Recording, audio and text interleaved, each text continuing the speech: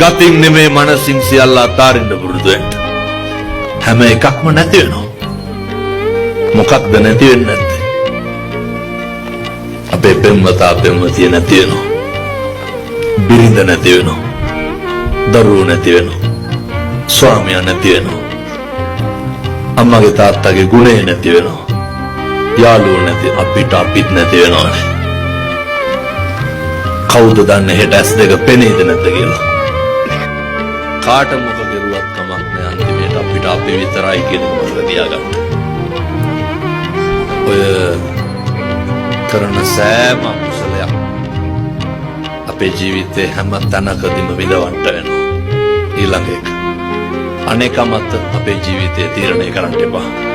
පින් පව් කඩා වැටීම් අනේකමත් තීන්දුව తీරන ගන්න එපා. මෙහෙම දේශනා කරේ කාලෙකින් හම්බෙච්ච මනුෂ්‍යාත්ම භාවය නිකන් නිස්කාරණේ නාස්ති කරගන්න එපා. අද ඒ මරු පින් කරගන්නේ කුමටද කුසලට කම්මැලි වන්නේ. හොඳ සත්පුරුෂ විදියට ජීවත් වෙන්න.